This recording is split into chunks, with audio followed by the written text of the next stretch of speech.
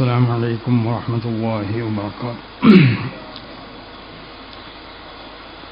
أعوذ بوجه الله العظيم الذي ليس شيء أعظم منه وبكلمات الله التامات التي لا يجاوزهن بر ولا فاجر وبأسماء الله الحسنى التي ما علمنا منها وما لم نعلم من شر ما خلق وبرأ وذرأ.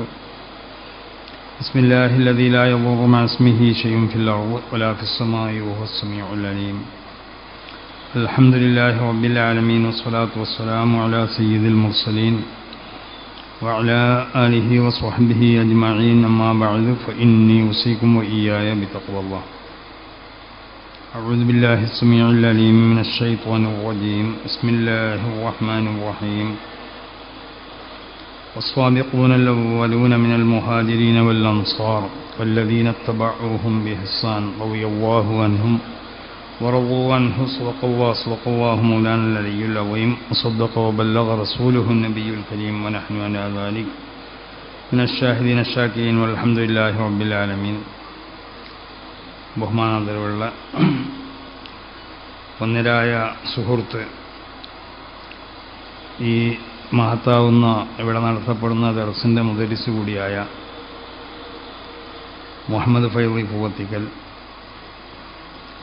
അതുപോലെ തന്നെ സുഹൃത്ത് ബഹുമാനപ്പെട്ട ഷാഫി ഹാജി തുടങ്ങിയ വേദിയിൽ അത് ഇവിടെ സ്വാഗത പ്രസംഗം നിർവഹിച്ച ബഹുമാനപ്പെട്ട ഇസ്ഹാഖ് ബാക്കബി തുടങ്ങി വേദിയിൽ ഉപവിഷ്ടരായ മഹത്തുക്കളാവുന്ന സമസ്ത കേരള ജമിയത്തുൽ ഉലമയുടെയും അതിൻ്റെ പോഷക സംഘടനകളുടെയും നേതാക്കന്മാർ, ഈ മഹത്താവുന്ന വേദിയിൽ ഇവിടെ ഒരുമിച്ച് കൂടിയ സമസ്ത കേരള ജമിയത്തുൽ ഉലമയുടെയും അതിൻ്റെ പോഷക സംഘടനകളുടെയും മഹാന്മാരാവുന്നതായ പ്രവർത്തകർ, അതിൻ്റെ നേതാക്കന്മാർ, ഉമറാ പണ്ഡിതന്മാർ, സ്നേഹാനിധികളായ വിദ്യാർത്ഥികൾ, ബഹുമാനമുള്ളവരെ, വളരെയധികം സന്തോഷകരവും അതോടുകൂടി വളരെ പുണ്യവുമായ ഒരു മജ്ലിസിലാണ് നമ്മളിവിടെ സമ്മേളിച്ചിട്ടുള്ളത്.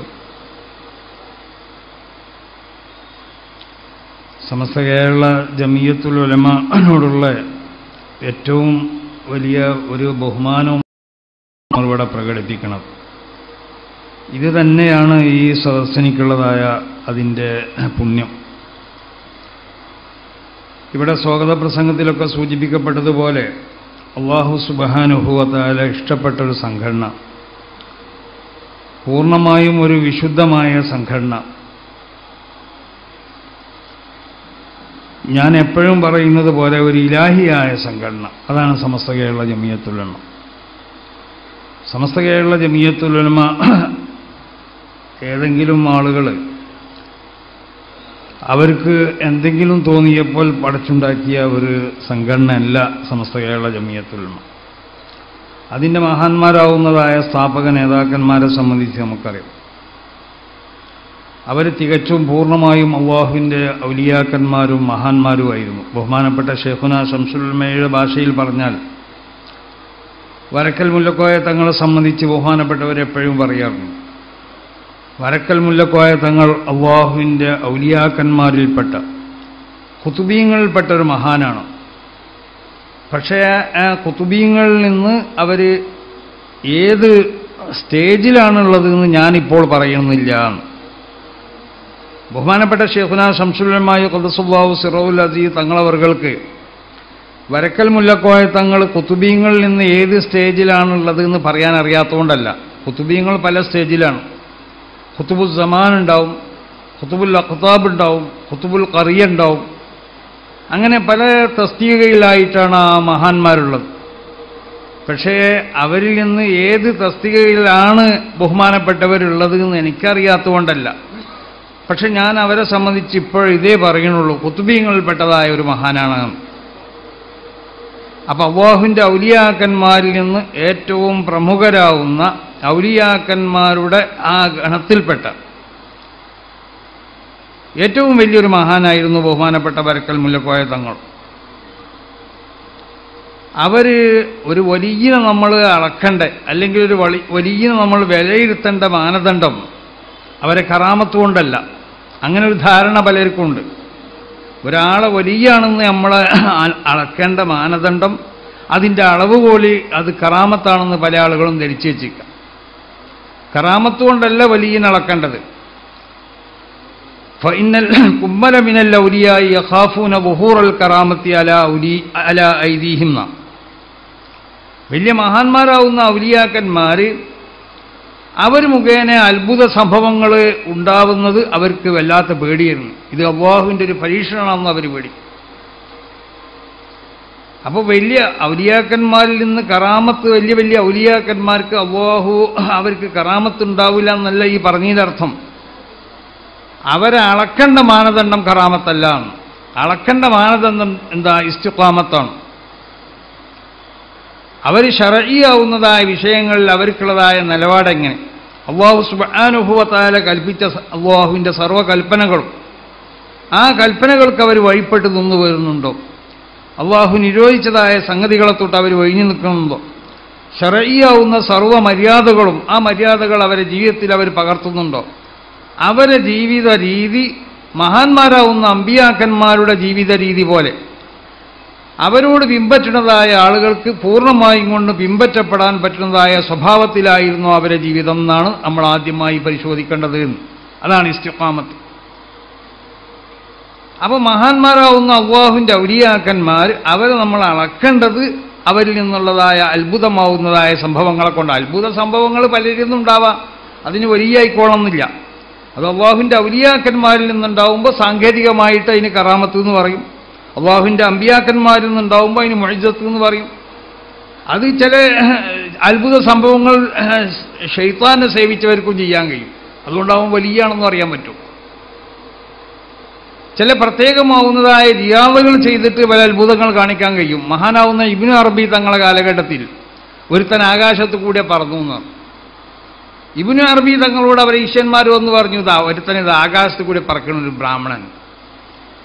ഇബ്നു അറബി തങ്ങൾ അവരോട് പറഞ്ഞു, അവന് ഞാനിപ്പോൾ ഒരു മൂപ്പര് ചെരുപ്പെടുത്തിട്ട് ഒരു അവൻ താഴെ വിടും.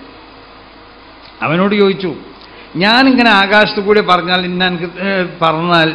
നിനക്ക് ഇങ്ങനെ ചെരുപ്പ് കൊണ്ട് എറിഞ്ഞ് തള്ളിടാൻ കഴിയുമെന്ന്.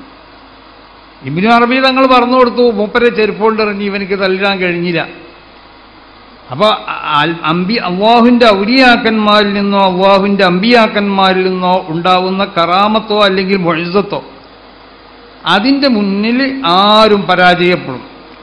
അത് കങ്കട്ടുകാരൻ പരാജയപ്പെടും, മസ്മരീസം കളിക്കുന്നവൻ പരാജയപ്പെടും, പല റിയാദകൾ നടത്തിക്കൊണ്ട് പലതും ചെയ്യുന്നവനുണ്ടെങ്കിൽ അവൻ പരാജയപ്പെടും, ശൈത്താനെ സേവിച്ചുകൊണ്ട് ചെയ്യുന്നവനുണ്ടെങ്കിൽ അവനും പരാജയപ്പെടും. അപ്പോൾ മഹാന്മാരാവുന്ന അല്ലാഹുവിൻ്റെ അമ്പിയാക്കന്മാർ അവരിൽ നിന്ന് ആവശ്യമുള്ള സന്ദർഭങ്ങളിൽ വിശുദ്ധമാവുന്ന ദീൻ്റെ സംരക്ഷണത്തിന് വേണ്ടി പല അത്ഭുതങ്ങളും അവർ കാണിച്ചു. അവരെ സ്വന്തം ആവശ്യങ്ങൾക്ക് വേണ്ടിയല്ല, ദീൻ്റെ സംരക്ഷണത്തിന് വേണ്ടി. ഇപ്പോൾ മഹാനാവുന്ന ഖാജ റളിയല്ലാഹു തആല അവരിവിടെ വന്നു, പല അത്ഭുതങ്ങളും കാണിക്കേണ്ടി വന്നു. കാരണം അത്ഭുതങ്ങൾ കാണിച്ചേ അന്ന് വിശുദ്ധമാവുന്നത്. അവരെ അത്ഭുതങ്ങൾക്ക് മുന്നിൽ അന്ന് ഇവിടെ ഉണ്ടായിരുന്ന പല സാഹിര്യങ്ങളും അതുപോലെ തന്നെ പല ജ്യോത്സ്യന്മാരും പലരും കാണിച്ച അത്ഭുതങ്ങളൊക്കെ എന്തായി പരാജയപ്പെട്ടു. കാരണം വിശുദ്ധമാവുന്ന ദീൻ്റെ നിലനിൽപ്പിന് വേണ്ടി അത്ഭുതങ്ങൾ കാണിക്കേണ്ടി വരും. അപ്പോൾ മഹാനാവുന്ന വരക്കൽ മുല്ലക്കോയ തങ്ങൾ അല്ലാഹുവിൻ്റെ ഔലിയാക്കന്മാരിൽപ്പെട്ട വലിയൊരു മഹാനായിരുന്നു. അവരെ അളക്കേണ്ടത് നമ്മൾ എന്തുകൊണ്ടല്ല, അവരിൽ നിന്ന് അത്ഭുത സംഭവങ്ങൾ ഉണ്ടായിട്ടുണ്ടോ എന്നതുകൊണ്ടല്ല. അത്ഭുത സംഭവങ്ങൾ പലതും ഉണ്ടായിട്ടുണ്ടാവാം. ഇപ്പോൾ ബഹുമാനപ്പെട്ട മമ്പുറം തങ്ങൾ അവരെ നമ്മൾ അളക്കേണ്ടത് അവരിൽ നിന്ന് അത്ഭുത സംഭവങ്ങൾ ഉണ്ടായോ ഇല്ലേ എന്നതുകൊണ്ടല്ല. അത്ഭുത സംഭവങ്ങൾ പലതും അവരിൽ നിന്നുണ്ടായിട്ടുണ്ട്. മഹാനാവുന്ന ഒരു ഫഖീഹ് ഒരു അവസരത്തിൽ ബഹുമാനപ്പെട്ട തങ്ങളെ കാണാൻ വന്നു ഹദർമൗത്തിൽ നിന്ന്. വന്ന സമയത്ത് അവരെ പൊരവൻ്റെ മുഴുവനും പല ജീവികൾക്കുള്ളതായ ആ ഫഖീഹ് വന്ന് മൂപ്പരെ കാണാൻ വേണ്ടി ഇരുന്ന ആ സ്വീകരണ റൂമിൽ കുറേ പറവകൾക്കുള്ളതായ ഫോട്ടോകൾ. ഇത് വലിയ പണ്ഡിതൻ വന്നിങ്ങനെ നോക്കിയപ്പോൾ ഈ ഫോട്ടോകൾ കണ്ടപ്പോൾ മൂപ്പർക്ക് തോന്നി ഇത് വലിയ അല്ലാഹുവിൻ്റെ ഔലിയാക്കന്മാരിൽപ്പെട്ട വലിയ മഹാനൊന്നുമല്ല മമ്പുറം തങ്ങൾ. അങ്ങനെ വലിയൊരു മഹാനാണെങ്കിൽ ഇങ്ങനെ കുറേ ഫോട്ടോകളൊക്കെ വെച്ചുകൊണ്ടിരിക്കുക. ഇത് ഇയാളെ മനസ്സിൽ തോന്നിയിട്ടുള്ളൂ. ഈ വന്ന ഹദർമൗത്തിൽ നിന്ന് തങ്ങളെ കാണാൻ വന്ന ഈ പണ്ഡിതന്റെ ഹൃദയത്തിൽ അങ്ങനെ തോന്നിപ്പോയി. ആ ഹൃദയത്തിൽ തോന്നിയത് ഹൃദയത്തിലേക്ക് നോക്കിക്കൊണ്ട് തങ്ങൾക്ക് മനസ്സിലാക്കാൻ കഴിഞ്ഞു. തങ്ങൾ ഉടനെ തന്നെ ആ പണ്ഡിതനോട് പറഞ്ഞു. ഈ പണ്ഡിതൻ ചോദിച്ചു, ഇതൊക്കെ എന്താന്ന് ചോദിച്ചു. ഈ പക്ഷികളും കുറേ ജീവികൾക്കുള്ള ഫോട്ടോകൾ നിങ്ങൾ അല്ലാഹുവിൻ്റെ ഔലിയാക്കന്മാരിൽപ്പെട്ട വലിയ മഹാനാണെന്നല്ലേ പറയണത്, നിങ്ങൾ ഇരിക്കണ ഈ സ്ഥലത്ത് ഇതൊക്കെ വെച്ചാൽ എങ്ങനെയെന്ന് ചോദിച്ചു. അപ്പം തങ്ങൾ പറഞ്ഞു ഇതൊന്നും ഫോട്ടോകളല്ലല്ലോ. അപ്പം അയാൾ പറഞ്ഞു ഇത് ഫോട്ടോ തന്നെയാണ്, ഇത് ജീവികളല്ലല്ലോ, ജീവികൾക്കുള്ള ഫോട്ടോ അല്ലേ. അപ്പം തങ്ങൾ ഈ ഫോട്ടോകളോട് പറഞ്ഞു അല്ലാഹുവിൻ്റെ സമ്മതത്തോടു കൂടെ പറവകളെ നിങ്ങളൊന്ന് പറന്നാട്ടേന്ന്. അപ്പം അവിടെ വെച്ച ആ ഫോട്ടോ മുഴുവനും എന്തായി, ഓരോ തത്തിയും കാക്കിയും എന്തെല്ലാം പറവകളുണ്ടോ അതൊക്കെ ജീവുണ്ടായും കൊണ്ട് അവിടുന്ന് പറന്നുപോയി എന്നാ. അപ്പം മഹാന്മാർ അവർ ചിലപ്പോൾ അത്ഭുതങ്ങൾ അവരിൽ നിന്ന് സംഭവിക്കും, ആയിരം അത്ഭുതങ്ങൾ സംഭവിക്കും. അത് വിശുദ്ധമാവുന്നതായ ദീനിൻ്റെ സംരക്ഷണത്തിന് വേണ്ടിയായിരിക്കും, ദീനിൻ്റെ പ്രചരണത്തിന് വേണ്ടിയായിരിക്കും. എന്നതുപോലെ ബഹുമാനപ്പെട്ട വരക്കൽ മുല്ലക്കോയ തങ്ങൾ അവർ പല അത്ഭുതങ്ങളും അവരിൽ നിന്നുണ്ടായിട്ടുണ്ട്. അപ്പം അവരോട് ബന്ധപ്പെട്ടതായ ഒരു കറാമത്തിന് നമ്മൾ പറയുമ്പോൾ ജനങ്ങൾ എന്ത് മനസ്സിലാക്കരുതെന്നറിയോ, ഒരു വലിയനെ നമ്മൾ അളക്കുന്നതിൻ്റെ മാനദണ്ഡം അവരിൽ നിന്നിട്ട് എന്തെങ്കിലും അത്ഭുതങ്ങൾ ഉണ്ടായതുകൊണ്ടിട്ട് ആണ് അളക്കേണ്ടത് എന്നല്ല. അത്ഭുതങ്ങൾ അല്ലാഹുവിൻ്റെ ഔലിയാക്കന്മാരിൽ നിന്നും ആവശ്യമുണ്ടാവുമ്പോൾ ഉണ്ടാവാം. ഇപ്പോൾ അടുത്ത കാലത്ത് മരണപ്പെട്ടു പോയിട്ടുള്ളൂ ബഹുമാനപ്പെട്ട വരക്കൽ മുല്ലക്കോയ തങ്ങളെ കാലഘട്ടത്തിൽ ജീവിച്ചിരുന്ന, തങ്ങളെ കൂടെ ഖിദ്മത്ത് ചെയ്തിരുന്നതായ, തങ്ങൾക്ക് ആവശ്യമുള്ള സംഗതികൾ ചെയ്തു കൊടുത്ത് തങ്ങൾക്ക് ഖിദ്മത്ത് ചെയ്തിരുന്നതായ ഒരു അമുസ്ലിം സുഹൃത്ത്, അത് തങ്ങളെ കൂടെ അന്നുണ്ടായിരുന്നു. അയാളൊരു മകൻ, അയാളിപ്പോൾ അടുത്ത് മരിച്ചുപോയി. ആ മകൻ നമ്മളോട് നേരിട്ട് പറഞ്ഞതായ ഒരു സംഭവമുണ്ട്. എന്താ, വരക്കൽ മുല്ലക്കോയ തങ്ങൾ ഒരു ദിവസം ഇവൻ്റെ അച്ഛനോട് പറഞ്ഞു, എടോ ഈ നാളെ രാവിലെ ആ വലയിട്ട് ഇവിടെ വരണം, എനിക്ക് കുറച്ച് വിരുന്നുകാരൊക്കെ വരാണ്ട്, അപ്പം നല്ല മീൻ നമുക്കൊന്ന് പിടിക്കണം എന്ന് പറഞ്ഞു.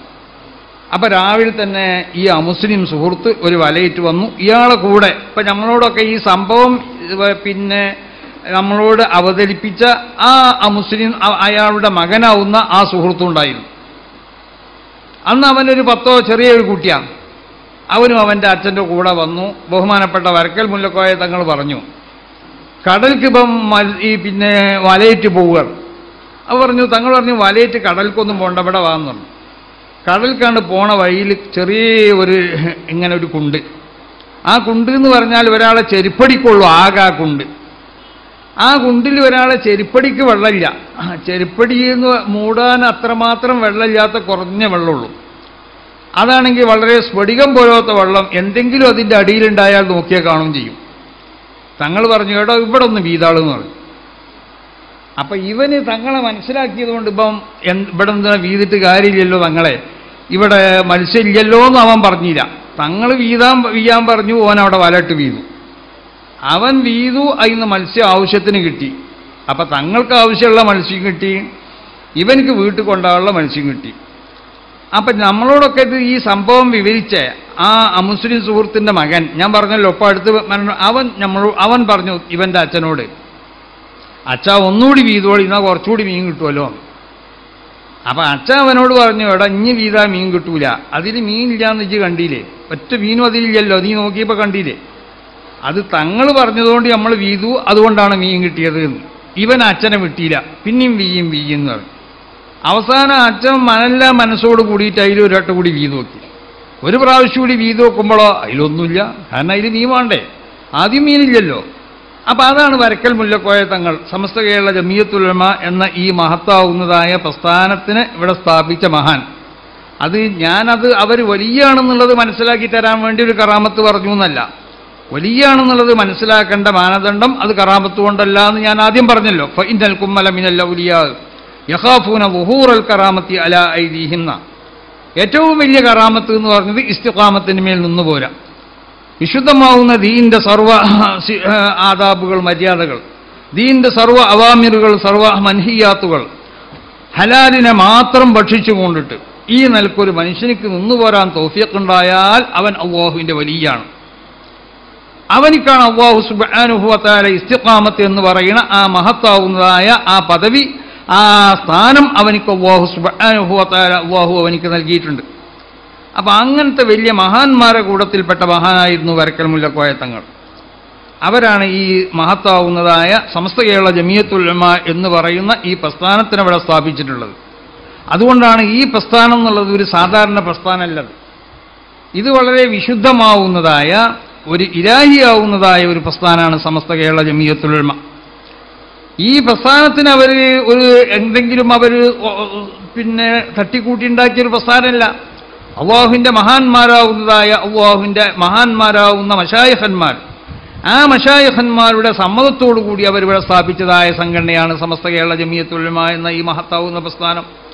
അതുകൊണ്ടാണ് ഈ പ്രസ്ഥാനത്തിനോടുള്ളതായ ഒരു ബഹുമാനം, ഈ പ്രസ്ഥാനത്തിനോടുള്ളതായ ഒരു ആദരവ്, ഈ പ്രസ്ഥാനത്തിനോടുള്ളതായ ഒരു സ്നേഹം, അതൊക്കെ ഇവിടെ നമ്മളൊക്കെ ഹൃദയത്തിലുണ്ട് എന്നതിൻ്റെ ഏറ്റവും വ്യക്തമാവുന്നതായ പ്രകടനമാണ് നമ്മളിവിടെ ഈ കാണുന്നത്. കാരണം ഈ പ്രസ്ഥാനത്തിനെ നമ്മൾ ബഹുമാനിക്കുക എന്ന് പറഞ്ഞാൽ, ഈ പ്രസ്ഥാനത്തിൻ്റെ ഹാദിമീങ്ങളായി കൊണ്ട് തിരഞ്ഞെടുക്കപ്പെട്ട എന്നല്ല നിങ്ങൾ ബഹുമാനിക്കണത്, അല്ലെങ്കിൽ മറ്റാരെങ്കിലും അല്ല നിങ്ങൾ ബഹുമാനിക്കണത്. നിങ്ങൾ ബഹുമാനിക്കുന്നത് ഏതാണ്? ഈ പ്രസ്ഥാനത്തിനാണ്. ഇതിൻ്റെ ഹാദിമീങ്ങളായും കൊണ്ട് പലരും വരും. അപ്പം ഞാൻ അതിൻ്റെ ഒരു ചെറിയ ഹാദിമാണ്. ഇവിടെ പലരെയും പേര് പറഞ്ഞു, അവരൊക്കെ അതിൻ്റെ ഹാദിമീങ്ങളിൽപ്പെട്ടതായ ഹാദിമീങ്ങളാണ്. അപ്പം ഇതിൻ്റെ ഹാദിമീങ്ങൾ എന്നുള്ള നിലക്ക് നമ്മളല്ല നിങ്ങൾ ബഹുമാനിക്കുന്നത്. യഥാർത്ഥത്തിൽ നമ്മളൊക്കെ ബഹുമാനിക്കുന്നത് ഈ പ്രസ്ഥാനത്തിനെയാണ്. ഈ പ്രസ്ഥാനത്തിനോടുള്ള ബഹുമാനം നമ്മളെ ഹൃദയത്തിലുണ്ടാവണം. അത് നമ്മളെ ഈമാനിൻ്റെ ഒരു ഭാഗമാണ്.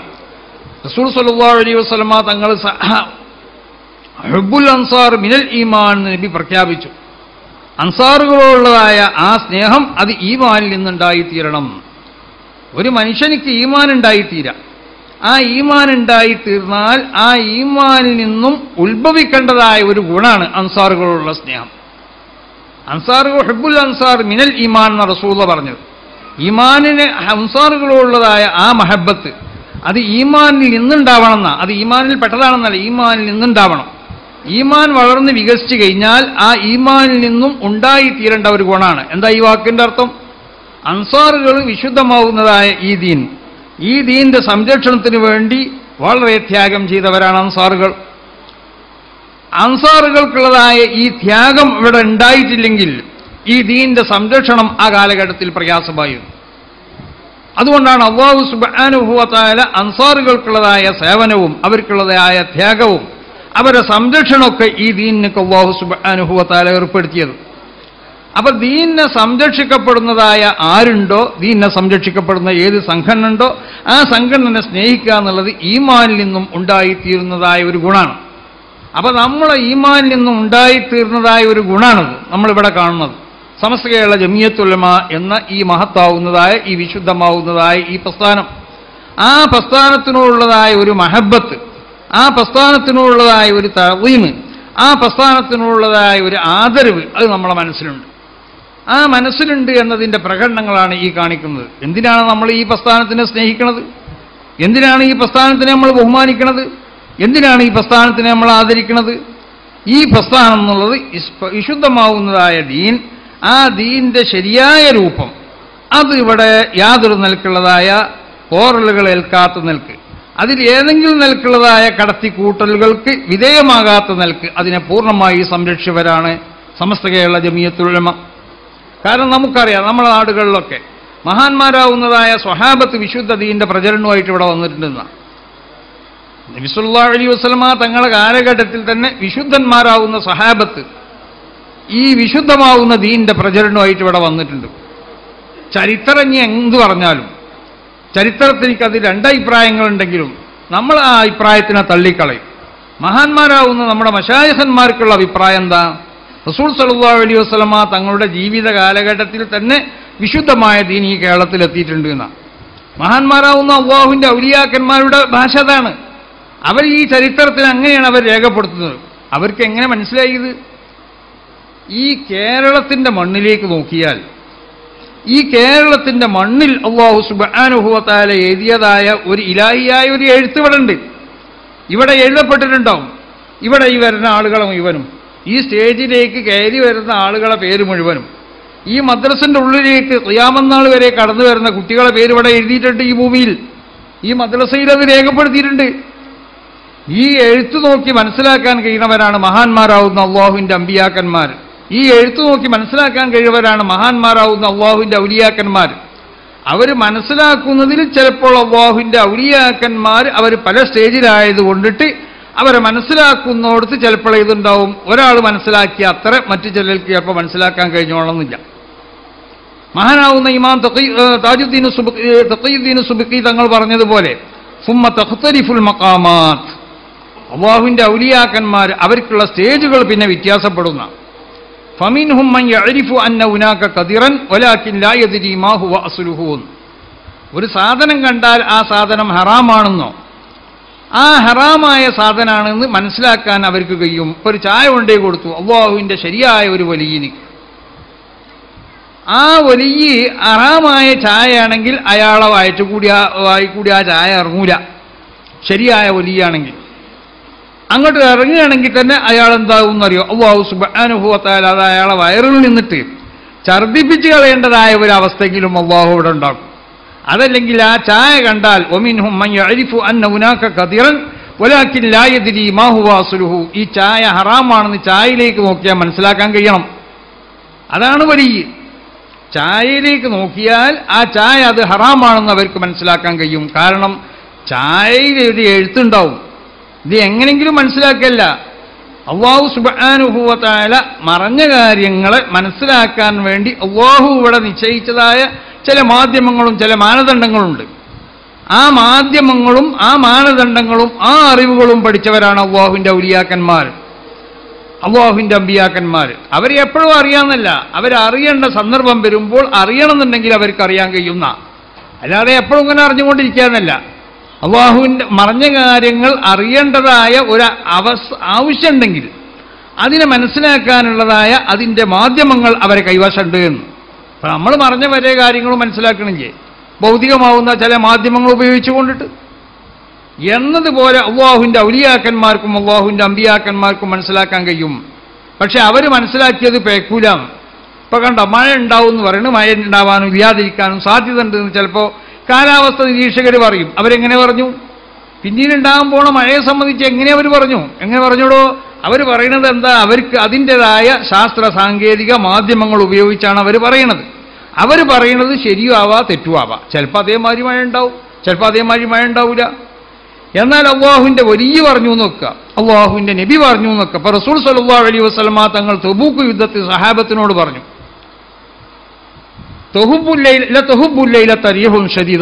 ഇന്ന് ശക്തമായ കാറ്റടിച്ച് വീശുപെടോ എന്ന് പറഞ്ഞു.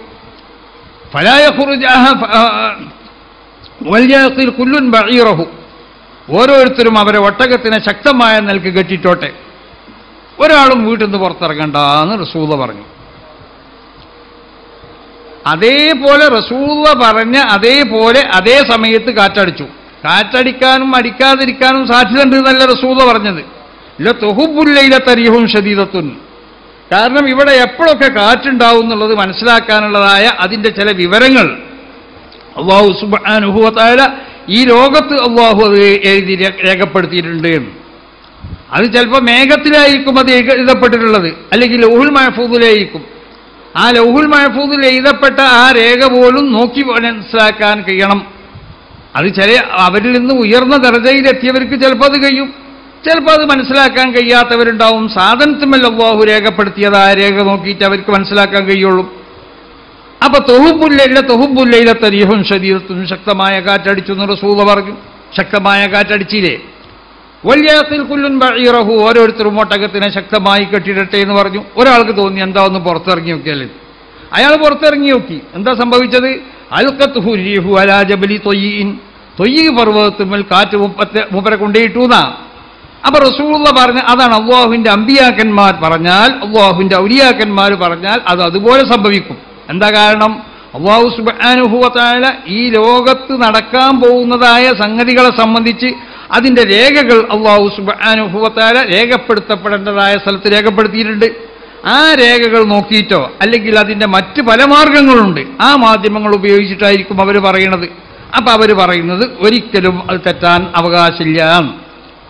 പക്ഷേ അവർ എല്ലാവരും ഒരേ സ്റ്റേജിലായിക്കോളണമെന്നില്ല. ഞാൻ പറഞ്ഞില്ലേ, ചായ കൊണ്ടേ കൊടുത്താൽ ഈ ചായ ഹറാമാണെന്ന് അവർക്ക് മനസ്സിലാവും. പക്ഷേ വലാ യദ്രി മാ ഹുവ അസ്ലുഹു, ഇത് ഹറാമാവാനുള്ള കാരണം എന്താണെന്ന് മനസ്സിലായിക്കോളണമെന്നില്ല. കാരണം അത് അവർക്ക് അത് അത്രത്തോളം ആ സ്റ്റേജിൽ അവർ എത്തിയിട്ടുണ്ടാവുള്ളൂ. എന്നാൽ അവരേക്കാൾ ഉയർന്ന സ്റ്റേജിലെത്തിയവരുണ്ടാവും. വമിൻഹും മൻ യഅരിഫു അന്ന ഹുനാക ഖദിറൻ വയദ്രി മാ ഹുവ അസ്ലുഹു. ഒരു ചായ കൊടുത്താൽ ഈ ചായ ഹറാമാണെന്ന് അവർക്ക് മനസ്സിലാവും. ആ ചായ ഹറാമാവാനുള്ള കാരണം എന്താ? ഇതിൻ്റെ പാലുണ്ടല്ലോ ഇത് കെട്ടുകൊടുത്തതാ, അല്ലെങ്കിൽ ഇതിൻ്റെ പൊടി കെട്ടുകൊടുത്തതാ, അല്ലെങ്കിൽ ഹറാമായ പൈസ കൊണ്ടുണ്ടാക്കിയതാണ് ഇതിൻ്റെ പഞ്ചസാര വാങ്ങിയിട്ടുള്ളത് എന്ന് അവർക്ക് മനസ്സിലാക്കാൻ കഴിയും. ഈ സ്റ്റേജിലാണ് മഹാന്മാരുള്ളത്. അങ്ങനത്തെ മഹാന്മാരാണ് വിശുദ്ധമാവുന്ന ഈ പ്രസ്ഥാനത്തിനെ അവരതായിട്ടുള്ളത് ഇവിടെ സ്ഥാപിച്ചിട്ടുള്ളത്. സമസ്ത കേരള ജമിയത്തുൽ ഉലമ എന്ന് പറയുന്ന ഈ മഹത്താവുന്ന പ്രസ്ഥാനത്തിന് ഇവിടെ സ്ഥാപിച്ചിട്ടുള്ളത്. അപ്പൊ ഈ കേരളത്തിൽ വരാൻ പോണ കാലഘട്ടത്തിലുണ്ടാവുന്ന പല തത്വറാത്തുകളും അന്ന് അവരെ കാലഘട്ടത്തിലുണ്ടായതുമാവുന്നതായ കാര്യങ്ങൾ അത് മനസ്സിലാക്കിയപ്പോൾ അവർക്ക് തോന്നി ഒരു കൂട്ടായ്മയോടുകൂടിയുള്ളതായ ഒരു സംഘടന ഇവിടെ ആവശ്യമാണ്. എന്നാലേ ഈ വിശുദ്ധമാവുന്ന ദീനിനെ അതിൻ്റെ ഒരാശയത്തിന് പോലും അതിൻ്റെ കർമ്മങ്ങൾക്കോ അതിൻ്റെ വിശ്വാസങ്ങൾക്കോ അതിൻ്റെ ആചാരങ്ങൾക്കോ ഒരു നിലക്കും യാതൊരു നിലക്കും പോറലേൽപ്പിക്കപ്പെടാത്ത നിലക്ക് ഖിയാമത്ത് നാൾ വരെ സംരക്ഷിക്കപ്പെടാൻ സാധ്യമാവുകയുള്ളൂ. ആ ഒരു കാലഘട്ടം അവരിതിനിവിടെ സ്ഥാപിക്കാൻ വേണ്ടി അവർ നിർബന്ധിതരായ ആ കാലഘട്ടം ഇവിടെ ഈ ആശയങ്ങൾ ഈ കേരളത്തിലേക്കും വന്നു. റസൂലുള്ളാഹിന്റെ കാലം മുതൽ തന്നെ വിശുദ്ധമായ ദീൻ ഇവിടെ വന്നു. ആ ദീൻ ഇവിടെ വന്നു എന്ന് നമ്മുടെ മഹാന്മാരാവുന്നതായ മശായിഖന്മാർ അതിൻ്റെ രേഖ നോക്കിക്കൊണ്ടിട്ട് അവർ പറഞ്ഞു ദീൻ ഇവിടെ വന്നിട്ടുണ്ട് എന്ന്. ചരിത്രകാരന്മാർ എന്തു പറയട്ടെ, അന്ന് ഇവിടെ വന്നതായ ആ ദീനാണ് 1921 വരെ നമ്മളെ വാപ്പന്മാരും ഒക്കെ നമ്മളെ വാപ്പന്മാരും എന്നൊക്കെ പറഞ്ഞാൽ അവർ വിശുദ്ധമായ ദീനിൽ കൂടി വളർന്നു വന്നവരാ. അവർ പഠിച്ചതും അവരെ പഠിപ്പിച്ചതും മഹാന്മാരിൽ നിന്ന് അവർ മനസ്സിലാക്കിയതുമാവുന്ന ദീൻ 1921 വരെ. ആ ദീനാണ് നബി സല്ലല്ലാഹു അലൈഹി വസല്ലമ തങ്ങൾ സഹാബത്തിന് കൈമാറിയതായ ദീൻ.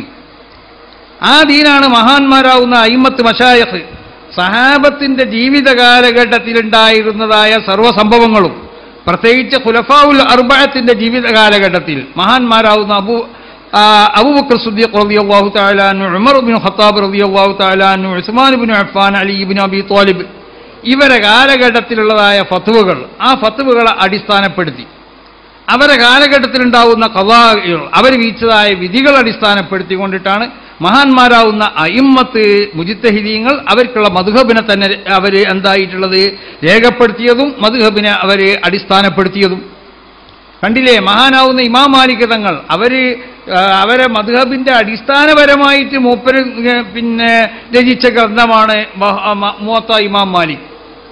ആ മുവത്ത ഇമാം മാലിക്കിലെ അധികരിച്ച മസലകൾക്ക് മൂപ്പര് ലക്ഷ്യം പറയുന്നത് എന്താ? നബി സല്ലല്ലാഹു അലൈഹി വസല്ലമ തങ്ങൾ അങ്ങനെ ചെയ്തു എന്നല്ല. അവർ ലക്ഷ്യം പറയുന്നത് ഇങ്ങനെയാണ് മദീനത്തുകാർ ചെയ്തിട്ടുള്ളത് എന്ന്. ഒരു വിഷയം ഒരു മസല പറഞ്ഞ് ആ മസലയ്ക്ക് ബഹുമാനപ്പെട്ട ഇമാം മാലിക് തങ്ങൾ, ആരാ ഇമാം മാലിക് തങ്ങളൊക്കെ? ലാ യുസ്തഫ്താ അഹദുൻ വ മാലികും ഫിൽ മദീന എന്നാ. മാലിക് ഇമാം മദീനത്തുണ്ടെങ്കിൽ പിന്നെ ആരോടും ഫത്വ ചോദിക്കേണ്ട കാര്യമില്ലല്ലോ എന്ന്. അതിനൊരു പ്രത്യേകമാവുന്ന ഒരു പശ്ചാത്തലം ഒരു സംഭവം അതിൻ്റെ പിന്നിലുണ്ട്. മദീനത്ത് ഒരു പെണ്ണ് മരണപ്പെട്ടു. ഒരു പെണ്ണ് മരണപ്പെട്ടപ്പോൾ ആ പെണ്ണിൻ്റെ മയ്യത്ത് കുളിപ്പിക്കണ സമയത്ത് കുളിപ്പിക്കണ പെണ്ണ് അവൾക്കുള്ള ഗുഹ്യസ്ഥാനം കഴുകുമ്പോൾ ഈ പെണ്ണ് പറഞ്ഞു തോലമാ അസത്ത് ഹാദിയിൽ ഫർജ്, ഇവൾക്കുള്ള ഈ ഗുഹ്യസ്ഥാനം ഒരുപാട് തെറ്റുകൾ ചെയ്തിട്ടുണ്ടാവാലോ എന്ന്. കുളിപ്പിക്കണ പെണ്ണ് ഈ കുളിപ്പിക്കപ്പെടുന്ന മയ്യത്തിന്റെ ഗുഹ്യസ്ഥാനം കഴുകുമ്പോൾ അവൾ പറഞ്ഞു ഈ പെണ്ണിന്റെ ഈ ഗുഹ്യസ്ഥാനം ഒരുപാട് തെറ്റുകൾ ചെയ്തിട്ടുണ്ടാവാലോ എന്ന്. ഇത് പറയുന്നതോടുകൂടി ഈ കുളിപ്പിക്കുന്ന പെണ്ണിന്റെ കൈയുണ്ടല്ലോ ഇവളെ ഗുഹ്യസ്ഥാനത്തിലാണ്ട് ഉറച്ചുപോയി, വലിച്ചിട്ട് കിട്ടണില്ല. പശ കൊണ്ട് ഉറപ്പിച്ച മാരിക്കും വലിച്ചിട്ട് കിട്ടണില്ല. എന്താണ് ഇനി ചെയ്യേണ്ടത്? പലരോടും ചോദിച്ചു. അവ പറഞ്ഞ് കൈ മുറിച്ച അങ്ങനെയാക്കാന്നൊക്കെ പറഞ്ഞു. അവസാനം എല്ലാവർക്കും തോന്നി നമ്മൾ അവിടെ ഇവിടെയും പോയി ചോദിക്കണ്ടല്ലോ, മഹാനാവുന്ന ഇമാം മാലിക് ഇവിടെ ഉണ്ട്, മാലിക് ഇമാം തങ്ങളോട് ചോദിച്ചാൽ മതിയല്ലോ എന്ന്. ഇമാം മാലിക് തങ്ങളോട് എന്ന് ചോദിച്ചു. ഇമാം മാലിക് തങ്ങൾ അതിന് മറുപടി പറഞ്ഞതെന്താ? ഈ മയ്യത്ത് കുളിപ്പിക്കണ പെണ്ണ് ഈ മയ്യത്തിനെന്താക്കി കഞ്ഞി സിന കൊണ്ട് ആക്ഷേപിച്ചു. അവളെ കദ്ഫ് പറഞ്ഞു, ഇവൾ സിന ചെയ്തവളാണ് എന്നാണ് അവൾ പറഞ്ഞതിൻ്റെ അർത്ഥം. അതുകൊണ്ട് ഈ മയ്യത്ത് കുളിപ്പിക്കണതായ പെണ്ണെന്താക്കണം? ഖദ്ഫിന്റെ ഹദ് ആവുന്ന അടി അടിച്ചോ. ആ അടി അടിച്ച് കഴിയുമ്പോഴത്തേനും അവളെ കൈ അവിടുന്ന് പോയെന്ന് പറഞ്ഞു. അങ്ങനെ ഇവളെ ആളുകൾ അടിച്ചു. ആ അടി പാസാക്കി. ഒരു പെണ്ണിനെ ഒരു മുസ്ലിമത്താവുന്ന ഒരു മുഅ്മിനത്താവുന്ന ഒരു പെണ്ണിനെ ഖദ്ഫ് പറഞ്ഞാൽ അതിൻ്റെ അടി, ആ അടി ഇവളടിച്ചു ഈ കുളിപ്പിക്കണ പെണ്ണിനെ. ആ അടി കയ്യലോടുകൂടി ഇവളെ കൈ അവിടുന്ന് വിട്ടുപോന്നു. അന്ന് മുതൽ മദീനത്തുള്ള ഒരു വാക്കാണിത്, ലാ യുസ്തഫ്താ അഹദുൻ വ മാലികും ഫിൽ മദീന.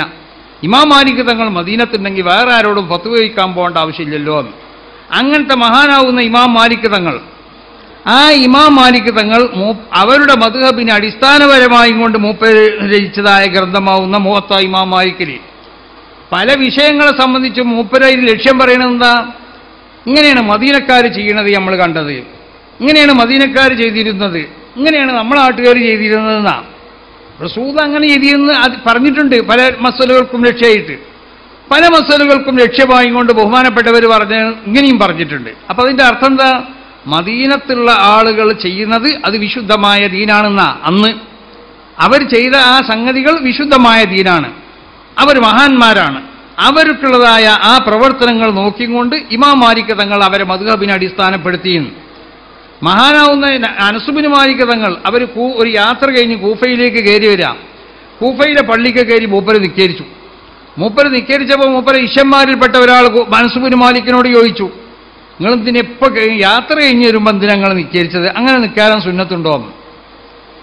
അനസ് ബിൻ മാലിക് തങ്ങൾ അയാളോട് പറഞ്ഞ മറുപടി എന്താ? ശിഷ്യനോട് പറഞ്ഞ മറുപടി, അങ്ങനെ നിസ്കാരം നബി നിസ്കരിച്ചുക്കണമെന്നാണ് ചോദിച്ചത്. അനസ് ബിൻ മാലിക് നബി നിസ്കരിച്ചുക്കണമെന്നല്ല പറഞ്ഞത്. എടോ ലൗലം യഫ്അൽഹു മാ ഫഅൽതുഹു, നബി അതിനെ ചെയ്തിട്ടില്ലെങ്കിൽ ഞാൻ അതിനെ ചെയ്യൂല. അപ്പം ഞങ്ങൾ സഹാബത്ത് ഒരു പ്രവൃത്തി ചെയ്താൽ നബി ചെയ്തുക്കണോ എന്ന് ചോദിച്ചെടുക്കേണ്ട ആവശ്യമില്ല. സഹാബത്താവുന്ന ഞങ്ങളുടെ പ്രവർത്തനം അത് ദീനിൽ ഹുജ്ജത്താണ് എന്നാ അതിൻ്റെ അർത്ഥം. സഹാബത്ത് ഒരു പണി ചെയ്താൽ പിന്നെ അത് നബി ചെയ്തുക്കണോ എന്ന്. ഇപ്പോൾ ഉദാഹരണമായിട്ട് തറാവി നിസ്കാരം എന്നുള്ളത് മുജാഹിദീകളെ സംബന്ധിച്ചിടത്തോളം ആദ്യം അങ്ങനെ പഴയ കാലത്തൊക്കെ 20 കയറിച്ചു, പിന്നെ പറഞ്ഞു 8 പറഞ്ഞു, പിന്നെ 8 ഒന്നുമില്ല എന്ന് പറഞ്ഞു. ഇപ്പം അങ്ങനെ ഒരു പ്രത്യേക നിസ്കാരമില്ല എന്ന് പറഞ്ഞു. നബി സല്ലല്ലാഹു അലൈഹി വസല്ലം തങ്ങളുടെ കാലഘട്ടത്തിൽ നബി നിസ്കരിച്ചത് 20 തന്നെയാണ്. നബി നിസ്കരിച്ചത് 20 ആയതുകൊണ്ടിട്ടുള്ള സഹാബത്ത് 20 ഉമർ റളിയല്ലാഹു തആല അൻഹുവിൻ്റെ കാലഘട്ടത്തിൽ ഉമർ റളിയല്ലാഹു അൻഹുവിൻ്റെ നിർദ്ദേശപ്രകാരം ഉമർ റളിയല്ലാഹു അൻഹു പ്രത്യേകമാവുന്ന ഇമാമിനെ നിശ്ചയിച്ചുകൊണ്ട് അവിടെ നിസ്കരിക്കാൻ വേണ്ടി 20 കൽപ്പിച്ചത്. ആരെങ്കിലും എതിർത്തോ? സഹാബത്തിൽ നിന്നുള്ള ആരെങ്കിലും എതിർത്തോ? എതിർക്കേണ്ട ആവശ്യമില്ല. കാരണം സഹാബത്തിനുള്ളതായ പ്രവർത്തനം അത് ദീനുൽ ഹുജ്ജത്താണ്. ഇതാണ് സുന്നത്ത് ജമാഅത്തിന്റെ വിശ്വാസം. സുന്നികളാവുന്ന നമ്മളെ സംബന്ധിച്ചിടത്തോളം നബി അങ്ങനെ ചെയ്തിക്കണോ? നബി ചെയ്തിട്ടുണ്ടാവാം, സഹാബത്ത് ചെയ്താലും ദീൻ തന്നെയാണത്. അതുകൊണ്ടുള്ള റസൂൽ അലൈക്കും ബി സുന്നത്തി വ സുന്നത്തിൽ ഖുലഫാഇർ റാഷിദീൻ അസ്ഹാബി കന്നുജൂം ബി അയ്യിഹിം യഖ്തദൈതും ഇഹ്തദൈതും. സഹാബത്ത് നക്ഷത്രങ്ങളെ പോലെയാണ്, ആരോട് പിൻപറ്റിയാലും നിങ്ങൾ രക്ഷപ്പെടും. ഇതാണ് അപ്പം സഹാബത്തിന്റെ പ്രവർത്തനം സഹാബത്ത് ചെയ്താലും മതി. അപ്പം നമ്മളെ വിശ്വാസങ്ങൾ, നമ്മൾക്കുള്ള കർമ്മങ്ങൾ, നമ്മുടെ ആചാരങ്ങൾ, ഇതിനൊക്കെ ചോദ്യം ചെയ്തുകൊണ്ടുള്ളതായ പ്രസ്ഥാനങ്ങൾ ഇവിടെ വന്നു. അതാണ് ഇവിടെ കാണുന്നതായ മുജാഹിദ് പ്രസ്ഥാനം, ഇവിടുത്തെ ജമാഅത്ത് ഇസ്ലാമി, ഇവിടുത്തെ തബ്ലീഗ് ജമാഅത്തൊക്കെ കാഴ്ചയിൽ അത് നല്ല സാധനം തന്നെയാണ്. ഈ കാരണം തൊലി ഒളിച്ചു നോക്കിയാലേ അറിയുള്ളൂ അതിൻ്റെ ഉള്ളിലുള്ളതായ കയ്പ്. അപ്പം അങ്ങനത്തെ പ്രസ്ഥാനങ്ങളൊക്കെ ഇവിടെ വന്നപ്പോൾ ഇതിനെ ശക്തമായും കൊണ്ട് പ്രതിരോധിക്കേണ്ടതായ ഒരു നിർബന്ധമാവുന്ന ബാധ്യത അന്നിവിടെ ജീവിച്ചിരിക്കുന്ന യഥാർത്ഥ ഉഹ്റവിയാവുന്ന ആലിമീങ്ങളാവുന്ന ഞാൻ സൂചിപ്പിച്ച മഹാന്മാരാവുന്നതായ വരക്കൽ മുല്ലക്കോയ തങ്ങളെ പോലുള്ളവർക്ക് നിർബന്ധമായി. അപ്പോഴാണ് അവർ ഈ പ്രസ്ഥാനത്തിന് ഇവിടെ നേതൃത്വം നൽകിയത്. നമ്മൾ ചെയ്യണതായ ഇസ്തിഗാസ അത് മാനയിലത് തവസ്സുലാണെങ്കിലും വിശുദ്ധ ഖുർആന്റെ പ്രഖ്യാപനല്ലേ, അല്ലാഹു ഇന്നമാ വലിയുക്കുമുല്ലാഹു വറസൂലുഹു. അള്ളാഹ് വലിയാണ്. അള്ളാഹ് വലിയാണെന്ന് പറഞ്ഞ വാക്കിന്റെ അർത്ഥം എന്താ? അള്ളാഹ് നിങ്ങളെ സഹായിക്കും. അള്ളാഹ് സഹായിക്കും. അള്ളാഹിനോട് സഹായം ചോദിച്ചടോ. അള്ളാഹിന്റെ റസൂൽ സഹായിക്കുന്ന പിന്നെ പറയണത്. റസൂൽ സഹായിക്കുന്ന എന്തിനാ പറയണത്? സഹായിക്കുന്നതോടല്ലേ സഹായം ചോദിക്കേണ്ടത്. അള്ളാഹുവിന്റെ മുഅ്മിനീങ്ങൾ നിങ്ങളെ സഹായിക്കും. മുഅ്മിനീങ്ങൾ സഹായിക്കുകയാണെങ്കിൽ അവരോട് സഹായം ചോദിച്ചൂടെ? ഇതാണ് നമ്മുടെ വിശ്വാസം. ഇത് നബി സല്ലല്ലാഹു അലൈഹി വസല്ലം തങ്ങളുടെ കാലഘട്ടത്തിൽ സഹാബത്ത് നബിനോട് സഹായം ചോദിച്ചിട്ടുണ്ട്. നബിനോട് സഹാബത്ത് ചോദിച്ചിട്ടുണ്ട്. മഹാനാവുന്ന ഇമാം ബുഖാരി റിവായത്ത് ചെയ്യുന്ന ഹദീസാണ്.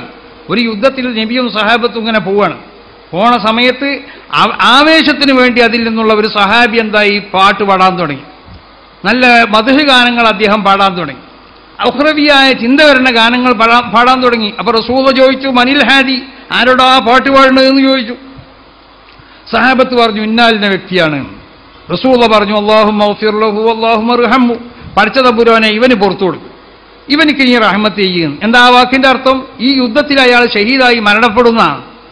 സഹാബത്തിനത് മനസ്സിലായി. നബി സല്ലല്ലാഹു അലൈഹി വസല്ലം തങ്ങൾ എങ്ങനെ ഇത് മനസ്സിലാക്കി? ഇത് മറഞ്ഞ കാര്യമല്ലേ?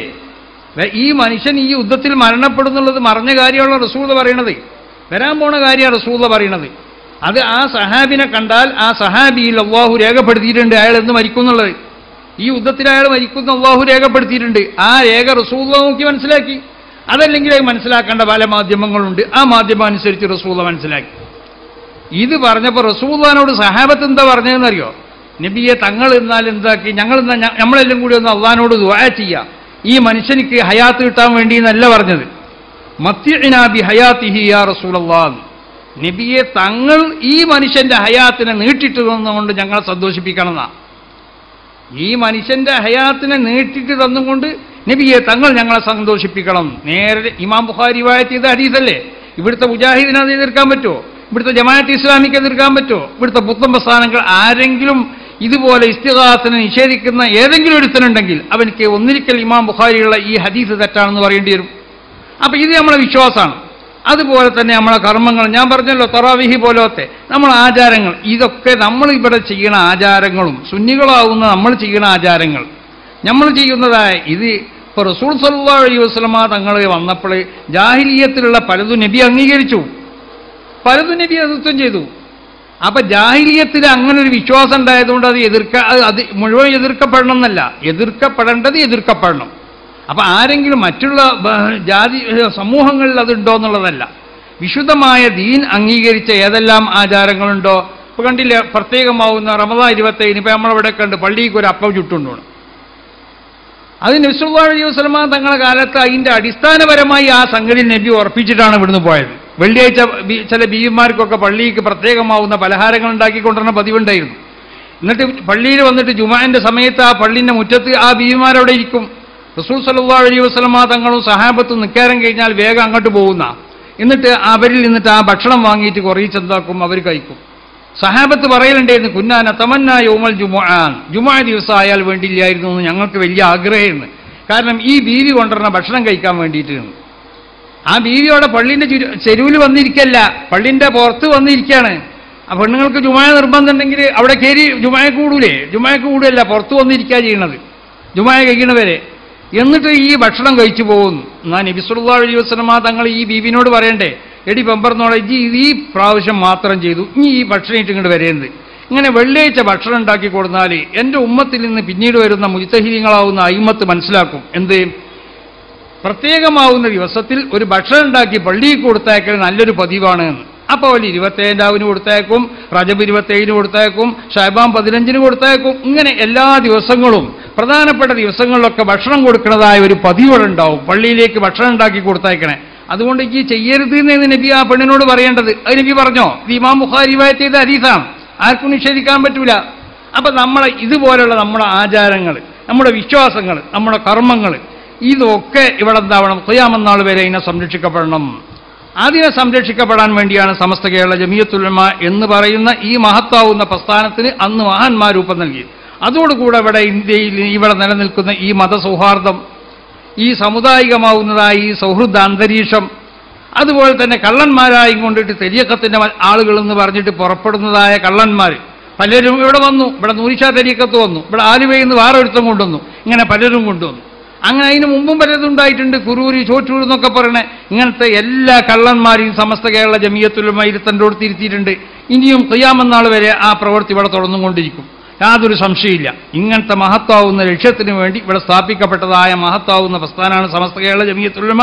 ഇവിടെ സ്വാഗത പ്രസംഗത്തിൽ സൂചിപ്പിച്ചതുപോലെ നമ്മളെല്ലാവരും നമുക്ക് ബന്ധപ്പെടാൻ കഴിയുന്ന മേഖലയിൽ സമസ്ത കേരള ജമിയത്തുൽ ഉലമൻ്റെ ഏതെങ്കിലും ഒരു പോഷക സംഘടനയായും കൊണ്ട് ബന്ധപ്പെട്ടുകൊണ്ടിട്ട് ഓരോരുത്തർക്കും ബന്ധപ്പെടാൻ പറ്റുന്ന മേഖലകളുണ്ടാവും. ഇപ്പോൾ ജമിയത്തുൽ ഉലമ എന്ന് പറഞ്ഞാൽ അതിൻ്റെ കേന്ദ്ര മുഷാവറിക്ക് ഇപ്പോൾ നമ്മളിവിടുന്ന് ആടന്മാരൊന്നും അതിന് മുഷാവറിയിലാക്കാൻ കഴിയൂലല്ലോ, അവർക്ക് അതായിട്ട് ബന്ധപ്പെടാൻ കഴിയൂല.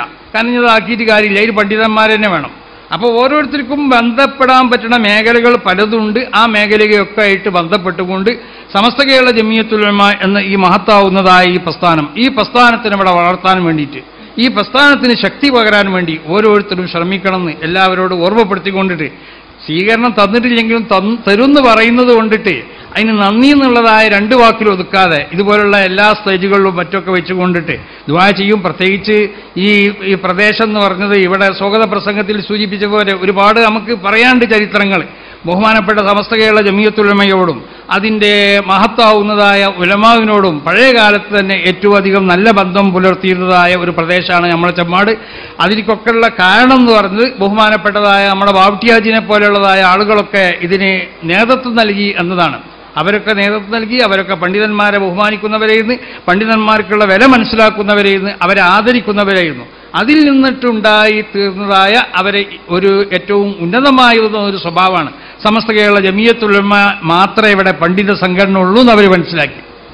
അത് മാത്രമാണ് ഇവിടെ യഥാർത്ഥ പണ്ഡിത സംഘടന എന്ന് അവർ മനസ്സിലാക്കി. അതുകൊണ്ടാണ് പഴയ കാലം മുതൽ തന്നെ സമസ്ത കേരള ജമിയത്തുൽ ഉലമയുമായിട്ടുള്ളതായ ബന്ധം ഈ നാടിനിക്കുണ്ടാവാനുള്ള കാരണം. അപ്പം അതുകൊണ്ട് എപ്പോഴും നമ്മളൊക്കെ ആ മഹാന്മാരിവിടെ ഉണ്ടാക്കി വെച്ചതായ ഒരു നല്ല സ്വഭാവം, ഒരു പൈതൃകമൊക്കെ ഇവിടെ ഉണ്ട്. ആ പൈതൃകം എന്താക്കണം, കെടാതെ സൂക്ഷിച്ചുകൊണ്ട് പോകാൻ വേണ്ടിയിട്ട് നമ്മളൊക്കെ സമസ്തയായിട്ട് ബന്ധപ്പെടുക, സമസ്തൻ്റെ പോഷക സംഘടനകളായിട്ട് ബന്ധപ്പെടുക, നമ്മളെ കുട്ടികളെയും നമ്മളെ ചെറിയ മക്കളെയും ഒക്കെ ബന്ധപ്പെടുത്താൻ പറ്റിയതായ പല സംഘടനകളും സമസ്ത കേരള ജമിയത്തുൽ ഉലമയ്ക്കുണ്ട്. ഏകദേശം 10-13ഓളം സംഘടനകൾ സമസ്തൻ്റെ കീഴിൽ പ്രവർത്തിക്കുന്നതായ ഉപസംഘടനകളുണ്ട്. അതൊക്കെ ആയിട്ട് ബന്ധപ്പെട്ട് എപ്പോഴും സമസ്തൻ്റെ വിളിയാളത്തിന് എല്ലാവരും അതിന് ഉത്തരം നൽകണം. സമസ്ത കേരള ജമിയത്തുൽ ഉലമ എവിടേക്ക് വിളിച്ചാലും ഏത് സമ്മേളനത്തിന് വിളിച്ചാലും അതൊക്കെ വളരെയധികം വിജയമാക്കൽ എന്നുള്ളത് നമ്മളെ സംബന്ധിച്ചിടത്തോളം നമ്മളെ ഈമാൻ്റെ ഒരു ഭാഗമാണ്, യാതൊരു സംശയമില്ല. ആ നിലക്ക് സമസ്ത കേരള ജമിയത്തുൽ ഉലമയുടെ പ്രവർത്തകരായിക്കൊണ്ട് എല്ലാവരും ജീവിക്കാൻ വേണ്ടി ശ്രമിക്കുക.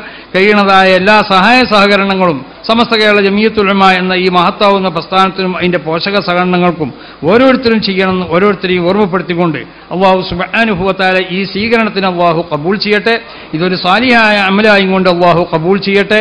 ഇവിടെ മഹാന്മാരാവുന്ന നമ്മുടെ ഈ നേതാക്കന്മാർ, ഈ നാട്ടിൽ മരണപ്പെട്ടു പോയതായ ഇവിടുത്തെ മഹാന്മാരാവുന്ന ഞാനിപ്പോൾ സൂചിപ്പിച്ചതുപോലുള്ളതായ വ്യക്തിത്വങ്ങൾ, അവരുണ്ടാക്കി തീർത്തതായ ഈ ഒരു ചൈതന്യം ഉണ്ടല്ലോ, ഈ ഒരു ചൈതന്യം കേടില്ല, അതിന് യാതൊരു നിലക്കുള്ള പോർവേൽക്കാതെ അതിനെ സംരക്ഷിക്കാൻ വേണ്ടിയിട്ട് ഈ നാട്ടിലുള്ളതായ ഇതിനോട് ബന്ധപ്പെട്ട ഉത്തരവാദിത്തപ്പെട്ട എല്ലാവരും പ്രത്യേകം ശ്രദ്ധിക്കണം. കാരണം ഒന്ന് ദർസ്, നല്ല ദർസ് കടന്നു വരുന്നതായ ഒരു സ്ഥലമാണ് ഇവിടെ. ആ ദർസ് അതേപോലെ തന്നെ ഇവിടെ ഇപ്പോൾ പല മഹാന്മാരും ഇവിടെ ദർസ് നടത്തി. ഇപ്പോഴും തന്നെ മഹാനാവുന്ന നമ്മുടെ സുഹൃത്തുക്കളിൽപ്പെട്ടതായ നമ്മളെ ഏറ്റവും അടുത്തൊരു സുഹൃത്തു കൂടിയായ ബഹുമാനപ്പെട്ട മുഹമ്മദ് ഫൈസി പൂവത്തിക്കൽ അവരിവിടെ ദർസ് നടത്തുന്നുണ്ട്. അപ്പോൾ ആ ദർസ് അതിൻ്റെ ഔന്നിത്യത്തോടു കൂടി ഉയർന്ന ദർസ് ഉണ്ടാക്കാൻ വേണ്ടി എപ്പോഴും നമ്മൾ ശ്രമിക്കണം. പഴയ കാലത്ത് തന്നെ പേര് കേട്ട ഒരു മദ്രസയാണ് ചമ്മാട് ഖിദ്മത്തുൽ ഇസ്ലാം മദ്രസ. പഴയ കാലത്ത് നമ്മുടെ ചെറുപ്പത്തിലൊക്കെ നല്ല, അന്ന് നമ്മൾ അബൂബക്കർ മുസ്ലിയാരെ പറ്റി പറഞ്ഞല്ലോ, അവരെയും ബഹുമാനപ്പെട്ട വാവട്ടിയാജി, അബ്ദുൽ ഖാദറാജി തുടങ്ങിയ മഹാന്മാർക്കുള്ള ഖുബൂറുകളൊക്കെ അല്ലാഹു സുഖപുങ്കാവനായി കൊടുക്കട്ടെ. നമ്മളെ ഈ ഖബർസ്ഥാനിൽ മരണപ്പെട്ടെടുക്കുന്ന സർവ്വ സ്ത്രീകൾ പുരുഷന്മാർക്കുള്ള ഖബറുകൾ അല്ലാഹു സുഖപുങ്കാവനാക്കട്ടെ. അന്നൊരു നല്ല സദറായിക്കൊണ്ട് എല്ലായിടത്തും അറിയപ്പെടുന്ന ഒരു സദറായിരുന്നു ബഹുമാനപ്പെട്ട അബൂബക്കർ മുസ്ലിയാർ. അപ്പോൾ അവർ ആ പ്രവർത്തനമൊക്കെ ഇവിടെ ഈ മദ്രസിനെ ഉയർത്തുന്നതിലും അതിനറിയപ്പെടുന്നതിലൊക്കെ വളരെയധികം സഹായിച്ചിട്ടുണ്ട്. അപ്പോൾ ആ നിലക്ക് ഇതിൻ്റെ വളർച്ച ഉണ്ടല്ലോ, അവർ തുടങ്ങി വെച്ച് അവരുണ്ടാക്കി തന്നെ അതിനെ അതേ നിലക്ക് കൊണ്ടുപോകാൻ വേണ്ടി ഓരോരുത്തരും ശ്രമിക്കണമെന്ന് എല്ലാവരോടും ഓർമ്മപ്പെടുത്തിക്കൊണ്ട് ബിസ്മില്ലാ എന്ന തിരുനാമം ഉച്ചരിച്ചുകൊണ്ട് യോഗം ഉദ്ഘാടനം ചെയ്തതായി പ്രഖ്യാപിക്കുന്നു. അസ്സലാമു അലൈക്കും വറഹ്മത്തുള്ളാഹി.